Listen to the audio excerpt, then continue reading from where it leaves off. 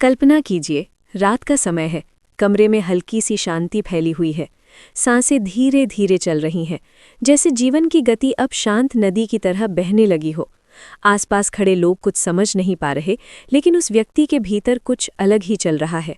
शरीर यहाँ है, पर चेतना जैसे किसी और यात्रा की तैयारी कर रही है। यही वो क्षण है जिसके बारे में सदियों से इंसान जानना चाहता है। मरने से पहले आत्मा क्या देखती है? आज की कहानी केवल मृत्यु के बारे में नहीं है, बल्कि उस रहस्य के बारे में है जो जीवन और मृत्यु के बीच छिपा हुआ है। कहा जाता है कि मृत्यु अंत नहीं होती, बल्कि एक परिवर्तन है, एक दरवाज़ा जिसके पार आत्मा अपनी अगली यात्रा शुरू करती है। प्राचीन आध्यात्मिक परंपराओं में ये विश्वास गहराई से मौजूद है कि अंतिम क्षणों में आत्मा को कुछ विशेष अनुभव होते हैं, कुछ संकेत दिखाई देते हैं और एक अदृश्य दुनिया धीरे धीरे सामने आने लगती है। जब जीवन अपने अंतिम चरण में पहुंचता है तो शरीर की शक्ति कम होने लगती है, लेकिन चेतना अक्सर अधिक जागृत हो जाती है। कई लोगों ने अपने अंतिम समय में ऐसे अनुभव बताए हैं जिन्हें सुनकर लगता है कि वे किसी दूसरी दुनिया की झलक देख रहे थे। कुछ लोग कहते हैं कि उन्हें अपने जीवन के पुराने दृश्य दिखाई देने लगे, जैसे पूरी जिंदगी एक फिल्म की तरह उनकी आंखों के सामने चल रही हो। बचपन की यादें, परिवार के साथ बिताए पल, गलतियां, प्रेम, संघर्ष, सब कुछ एक साथ सामने आ जाता है। ये अनुभव केवल कल्पना नहीं माना जाता।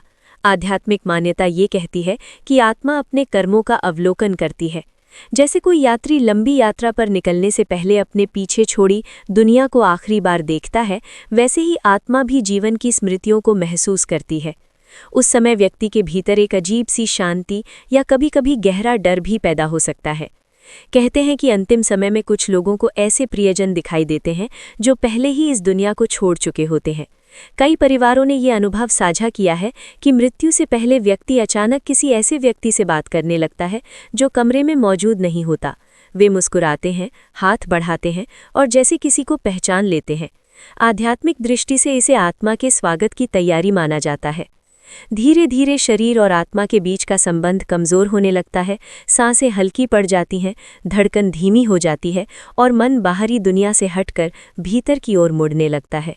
ऐसा लगता है जैसे आत्मा शरीर से अलग होने की प्रक्रिया शुरू कर रही हो। इस अवस्था को कई परंपराओं में संक्रमण का क्षण कहा गया है, जब आत्मा दो दुनियाओं के बीच खड़ी होती है। कुछ अनुभवों में एक प्रकाश का वर्णन मिलता है, एक शांत, आकर्षक और गर्माहट से भरा प्रकाश जो डर नहीं बल्कि सुकून देता है। लोग बताते हैं कि उस प्रकाश को देखकर उन्हें ऐसा महसूस हुआ जैसे मैं घर लौट रहे हों।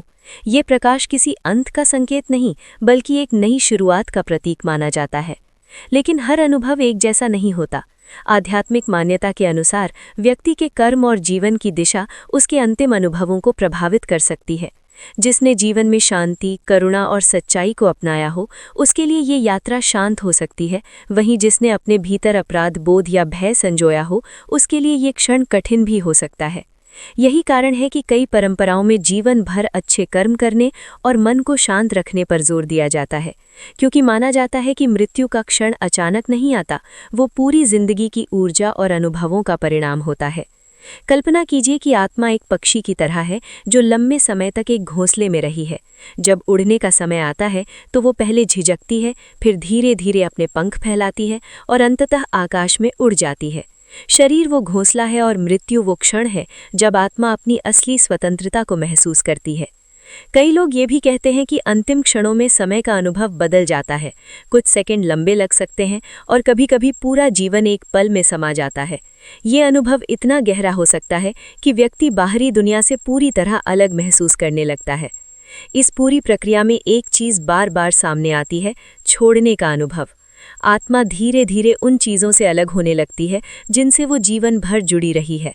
शरीर, पहचान, इच्छाएं और भौतिक दुनिया सब पीछे छूटने लगते हैं।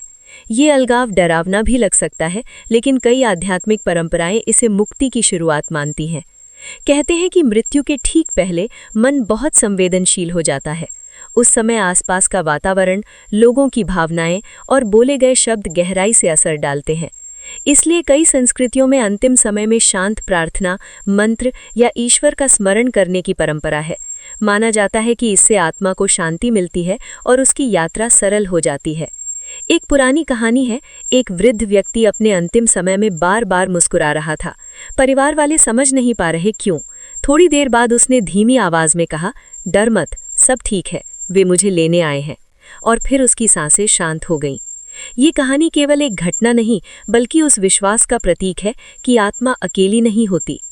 मृत्यु का रहस्य शायद पूरी तरह समझ पाना संभव नहीं है, लेकिन ये विचार कि आत्मा एक यात्रा पर निकलती है, लोगों को डर के बजाय अर्थ देता है। ये हमें याद दिलाता है कि जीवन केवल शरीर तक सीमित नहीं है, बल्कि चेतना की एक लंबी कहानी है। जब हम इस विषय के बारे में सोचते हैं तो एक महत्वपूर्ण सवाल सामने आता है। अगर अंतिम क्षण इतने गहरे और सच्चे होते हैं तो हमें जीवन कैसे जीना चाहिए?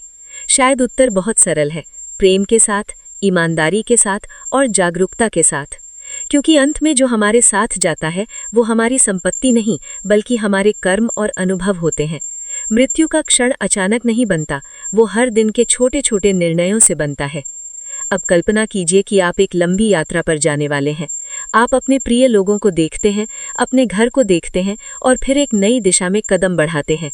उस समय डर कम और जिज्ञासा ज्यादा होती है। शायद आत्मा भी कुछ ऐसा ही महसूस करती है।